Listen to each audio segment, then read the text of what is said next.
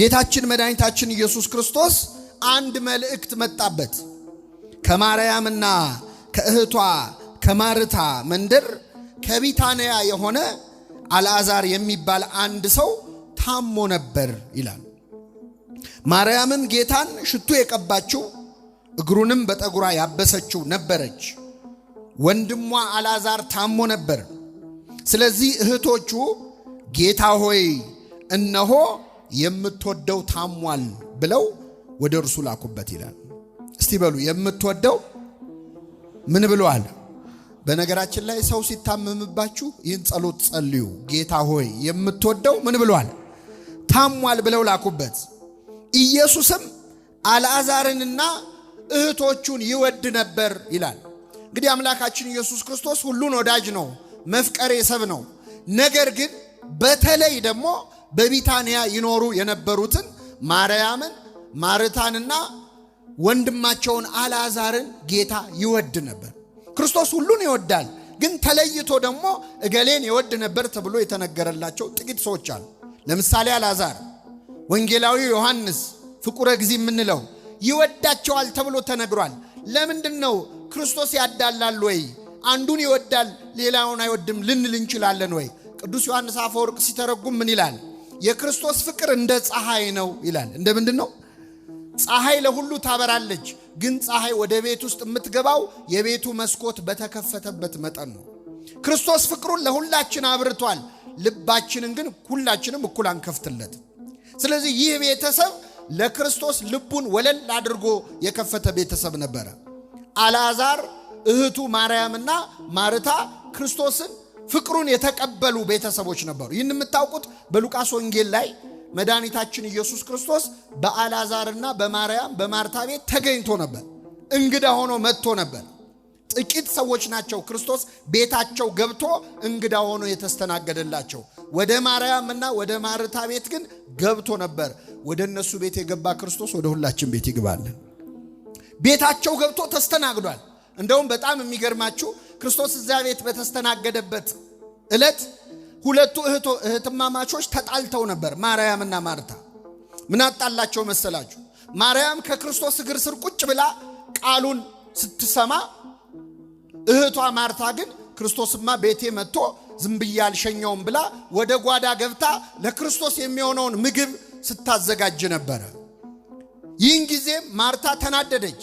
እንዴ እኔ እዚህ ብቻዬን ስሰራ እህቴ ስትተወኝ አይገድህምን ብላ ወደ ክርስቶስ መታ ከሰሰቻት። ይህን ጊዜ ክርስቶስ ምን አለ? ማርታ ማርታ ስለ ብዙ ነገር ትጨነቂያለሽ፣ ትታወኪማለሽ። የሚያስፈልገው ጥቂት ወይም አንድ ነገር ነው። ማርያምስ የማይቀሟትን በጎ ዕድልን ምን ብላለች? መርጣለች። ስለዚህ ከማርያምና ከማርታ ጥሩ የሰራችው ማነች? ማርያም ነች ወይስ ማርታ? መልሱልኝ እስቲ እህቶች ብቻ መልሱ። ከማርያምና ከማርታ ጥሩ የሰራው ማን ነው? አይ አሁን ይናላችሁ እስቲ ልጠይቃችሁ። እዚህ መሃል እህት ያላችሁ እጃችሁን አውጡ። እህት ያላችሁ በጣም አውርዱሽ። ቤት ውስጥ እንግዳ ሲመጣ እህታችሁ ከእንግዳው ጋር ቁጭ ብትል ነው ደስ የሚላችሁ? ጓዳ ብትገባ ነው ደስ የሚል? ታዲያ ለምን ታስመስላላችሁ? ማርያም ከእንግዳው ጋር አብራ ምን ብላ ነበር? ቁጭ ብላ ነበር። ማርታ ግን ትሰራ ነበር። ብዙ እህቶች እንግዳ ሲመጣ ከእንግዳ ጋር ቁጭ የሚሏል። አንቺ ስራ አትወጂም፣ እንግዳ ሲመጣ ሄደሽ ከሱ ጋር ትቀመጫለሽ ብላችሁ ከእህቶቻችሁ ጋር ሁሉ ትጣላላችሁ። ታዲያ ለምንድን ነው ማርያምን የምናመሰግናት? እዚያ ቤት የመጣው እንግዳ እኮ ተራ እንግዳ አይደለም። የዚያ ቤት እንግዳ ሰማይንና ምድርን የዘረጋው መድኃኔዓለም ክርስቶስ ነው። ምግብ አያስፈልገውም። ቅዱስ ኤፍሬም ሶርያዊ ምን ይላል? ማርታ ምግብን ለፈጠረው አምላክ ምግብ ልትሰራ ወደ ጓዳ ገባች። ምግብን የሰራው ማን ነው? እግዚአብሔር ነው። አመለጣት። ቤቷ ቁጭ ብሎ ሲያስተምር የክርስቶስን ቃል የመስማት እድል አመለጣት። አለን በየቤተ ክርስቲያኑ። በነገራችን ላይ ልክ ወንጌል ሲጀምር ውር ማለት የምንጀምር ሰዎች አሉ። የማርታ ችግር ያለብን ማስተናገድ የለመደ ሰው እኮ አይቀመጥም። ታውቃላችሁ፣ ይቁነጠነጣል፣ ወደዛ ወደዚህ ይላል። ማርያም ግን ቁጭ ብላ ትማር ነበር። የማይቀሟትን በጎ ዕድልን ምን አለች? መረጠች። ይህን ጊዜ ማርታ ተበሳጨች። እንዴ እኔ እዚህ ስለፋ ብቻዬን ስትተወኝ አይገድህምን ብላ መታ ወደ ክርስቶስ መታ ከሰሰቻት።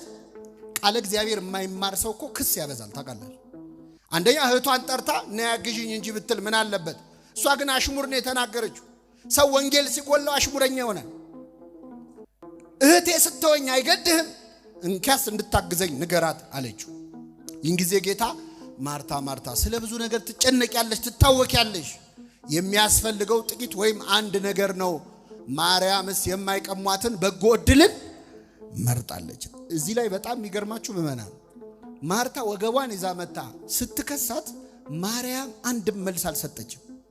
እኔ እንዳንቺ ወጥ መስራት አቅቶኝ ነው ወይ? መማር ይበልጣል ብዬ ነው እንጂ ወንጌል ይበልጣል አላለች። ዝም ምን ያለችው? ምንድነው ዝም ያስባላት? ቃል እግዚአብሔር። ሰው የእግዚአብሔር ቃል ውስጡ ሲገባ ጸጥ ይላል። ቢሰድቡት አይሰማውም። አፏ ብቻ አይደለም ዝም ያለው ልቧም ጭምር ነው። አባ ሕርያቆስ በቅዳሴያችን ምን ይላል? ናጥሪ እንከ አርምሞ ወትዕግስተ ከመ ማርያም። እንግዲህ እንደ ማርያም አርምሞና ትዕግስትን ገንዘብ እናድርግ። አፏ ብቻ አይደለም ዝም ያለው ልቧም ዝም ብሏል። እኛ አንዳንዴ አሁን ከሰው ጋር ስንጣላ አፋችን ዝም ይላል፣ ውስጣችን ግን ዝም ይላል። ስድብ ነው የሚያጠራቅመው። ይሄን የምታውቁት የሆነ ቀን ዝም ያልነውን ሰው ሌላ ቀን ስናገኘው ባለፈውም ትችል ነው ብለን ከአቆምንበት የምንቀጥለው። ማርያም ግን ልቧም አፏም አልተናገረም። አርምሞና ትዕግስትን ገንዘብ እናድርግ፣ የማይቀሟትን በጎ ዕድል መረጠች ብሎ ጌታችን አመስግኗታል። የማርያምን ዕድል ለሁላችን ያድለን። ቁጭ ብሎ ቃሉን ምን ማድረግ መስማት ማለት። ማርታ ግን ወደዛ ወደዚህ ትል ነበር። እንደውም ምን ይላል መሰላችሁ ወንጌሉ? በጣም ይገርማል። ማርታ ግን አገልግሎት ስለበዛባት ባከነች ይላል። ምን ስለበዛባት? አገልግሎት ስለበዛብን ከመባከን እግዚአብሔር ይሰውረን። ስንታለን እኮ ወዲያ ወዲህ ስንል ቃሉን የመስማት ዕድላችንን ያጣ። ስንታለን እንዲህ ያለውን ጉባኤ ሰርተን እማንጠቀምበት ለቅዳሴው ለምኑ ነገር ስናመቻች፣ እኛ ግን ነፍሳችንን መመገብ ያልቻልን ብዙ ሰዎች አለን። የማርታ አይነት ህይወት ያለንን ሰዎች እግዚአብሔር እንደ ማርያም በጎ ዕድልን ያድለን። ወደ ርዕሳችን ልመልሳችሁ። ዮሐንስ ወንጌል ምዕራፍ 11 ላይ አልዓዛር የምትወደው ታሟል ብለው ማርያምና ማርታ ክርስቶስ ላይ ላኩበት። ጌታችን መድኃኒታችን ኢየሱስ ክርስቶስ ና ተብሎ ሲጠራ ዝም አለ፣ አልሄደም። የምትወደው ታሟል አሉት፣ ክርስቶስ ግን አልሄደም። ከዚያ ወዲያው አልዓዛር ሞተ። ይገርማቸዋል። አልዓዛር ሲሞት ክርስቶስ አውቋል። ለደቀ መዛሙርቱ ምን አላቸው? ወዳጃችን አልዓዛር ተኝቷል አላቸው። አይ ተኝቶ ከሆነማ መልካም ነው አሉ። አይ የለም ሞቷል አላቸው። አዘኑ፣ ደነገጡ። ክርስቶስ አልዓዛር ተቀብሮ 4 ቀን እስኪሆነው ድረስ ቆየ። ስንት ቀን እስኪሆነው? 4 ቀን። እግዚአብሔር አንዳንዴ መልስ ሳይሰጠን ይዘገያል። መልስ ሳይሰጥ ዝም ይላል። መልስ አለመስጠት ራሱ መልስ ነው። ድሮ ተማሪ ያለን ስንፈተን ትዝ ይላችኋል። ምርጫ ላይ መልስ የለም የሚል መልሳችሁ አታውቁም? ምን የለም መልስ የለም ራሱ ምንድን ነው? አንዳንዴ እግዚአብሔር በዝምታ ይመልሳል፣ ይዘገያል። ዝም አለ። አልዓዛር ሞቶ 4 ቀን እስኪሆነው ስጋው እስኪበሰብስ ድረስ እስኪሸት ድረስ ቆየ መድኃኒታችን ኢየሱስ ክርስቶስ። ከዚያ በኋላ ተነስቶ ወደ ቢታንያ መጣ ይላል። ክርስቶስ ወደ ቢታንያ ሲመጣ የሚገርማችሁ ለቅሶ ላይ ናቸው ማርያምና ማርታ። እንግዲህ አይሁድ ወይ እንደኛ ድንኳን ይጥላሉ፣ አለዚያ ምኩራብ ውስጥ ነው ለቅሶና ሰርግ የሚያደርጉት። እና ሰው በተሰበሰበበት ድንኳን ጥለው ለቅሶ እያደረጉ በተቀመጡበት መድኃኒታችን ኢየሱስ ክርስቶስ መጣ። ኢየሱስ በመጣ ጊዜ ይላል አልዓዛር 4 ቀን ሆኖ ታገኘው። ቢታንያ 15 ምዕራፍ ያህል ለኢየሩሳሌም ቅርብ ነበረች። ይህን ጊዜ ይላል ማርያም በቤት ተቀምጣ ነበር። ማርታ ግን ወጥታ ኢየሱስን ተቀበለችው ይላል። ከኔ ጋር ናችሁ ምእመናን? ማን ወጥታ ተቀበለችው? አይሰማም። በቃ ማርታ ማስተናገድ ነው ብያችኋለሁ አይደል? አሁንም ወጥታ ተቀበለችው። ማርያም ግን ከእንግዶች ጋር ምን ብላ ነበር? ቁጭ ብላ ነበር። መጣች፣ ስታየው አለቀሰች። ጌታ ሆይ አንተ በዚህ ኖረ ቢሆን ኖሮ ወንድሜ ባልሞተ ነበር አለች። አንተ በዚህ ብትሆን ወንድሜ ባልሞተ ነበር፣ ትፈውሰው ነበር፣ ታድነው ነበር አለች። በመሰረቱ ለክርስቶስ አንተ በዚህ ኖረ ቢሆን ኖሮ ይባላል አይባልም? እሱ የሌለበት ቦታ አለ ምእመናን? የለም። በሰማይ በምድሩ የሞላ አምላክ ነው። እሷ ግን አላወቀችውም። አንተ በዚህ ኖረ ቢሆን አለች። ሲጀመር ለክርስቶስ ለመፈወስ በዚህ መሆን ያስፈልገዋል ወይ? እምነት ስለጎደላን ነው። ያ የመቶ አለቃ ያለውን አልሰማችሁ? ጌታ ሆይ ቃል ብቻ ተናገር ልጄ ይድናል፣ ይፈወሳል። ደዌ ላንተ ምን ነው? በሽታ ላንተ ምን ነው? እኔ እንኳን ባቅሜ ሎሌዎች አሉኝ፣ አገልጋዮች አሉኝ። አንዱና ስለው ይመጣል፣ ሂድ ስለው ይሄዳል። ደዌ ባንተ ዘንድ ምንድነው? ውጣ ብትለው ይወጣል፣ ግባ ብትለው ይገባል። በሽታ ላንተ ምንም ነው። ስለዚህ ቃል ብቻ ተናገር ልጄ ምን ይላል? ይድናል ብሏል። እሷ ግን አንተ በዚህ ኖረ ቢሆን ኖሮ ወንድሜ ምን ባላለ ባልሞተ ነበር አለችው።